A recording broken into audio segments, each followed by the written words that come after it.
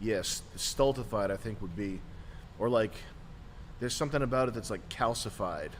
It's just not innovative, new, refreshing. It's definitely not the UFC that was in like the 90s.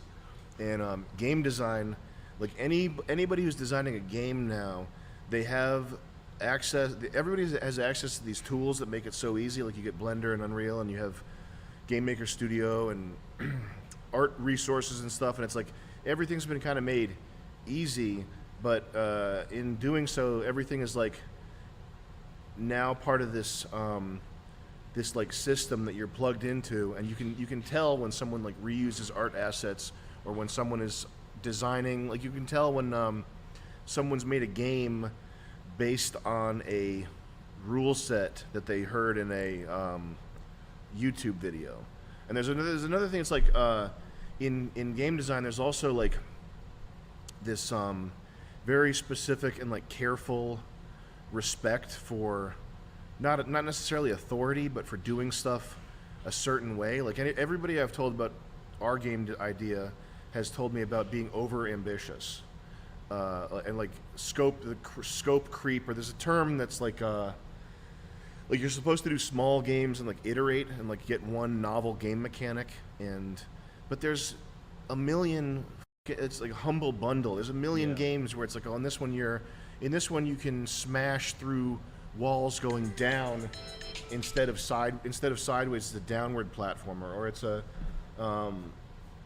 whatever. They're just variations on these stupid little, like they might as well be flash games. They might as well be browser games. Like this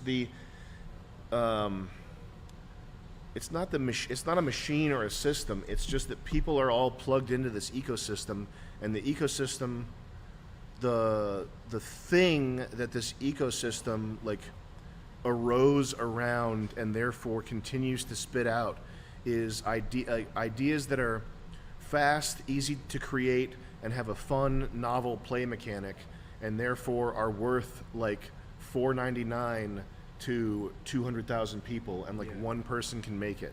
So all these games that are coming out now, the model is either Marvel the Avengers, like AAA studio, where you have, and every step along the way now you're getting like, you have the Gay Pride AK-47 or whatever. Like it's the thing that you used to love about gaming, but it's going extremely more corporate and safe, and like following the model that movies follow. Or what you're getting is the indie game dev using tools made by other people with a novel, like a single inventive play mechanic that's worth $4.99 and is worth 20 minutes of your time and might as well be a browser game.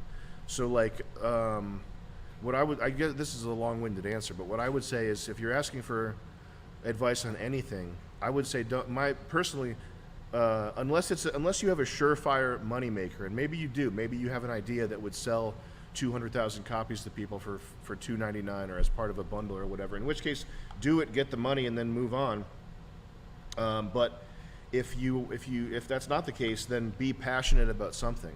Like be so passionate that you would spend 10 years of your life chasing after it like aggressively in a careful, like measured way that's sustainable, to get your vision done.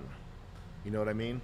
Like any project that's like architecture, art, or an automotive project, engineering, whatever, these are not things that take 6 months. So all these game designers that are like, you should be on to your next project, you should finish 12 projects a year, or you should finish a project every 3 months. Like, that's a recipe to creating disposable crap. That's a recipe for making junk, which is fine because junk sells and you have to pay the bills. But you know, if the world doesn't need more junk, so make something you're passionate about, and burn your life to the ground trying to make it happen. You might as well. What else are you gonna do? Watch fucking TV? That reminds me of this like GDQ talk I watched, and it was this guy. He was like kind of flexing that he had shipped several games successfully, and then when he got into like what games he made, they were all like puzzle games. Was it like Christmas? Was there like a Christmas puzzle game that he made? There's like I think I watched the same one. Was he a long-haired guy? I don't remember. He was like, he was just kind of like on ambition and just talking. Yeah. You need to make you need to make little bite-sized games. Yeah, like, man. This is the way to remain profitable. Yeah. Did he have graphs of his sales? Yeah. I think I watched the Yeah, exact yeah. same thing. I was like, damn. Like that's the most dark. disposable fucking garbage junk Yeah. puzzle games. And he's shipped them. Like Yeah, that's just, that's such Yep. Yeah, we saw the same one. a silly term, man. Got a bunch to catch up on. Yeah, yeah. Backwards Fish 86.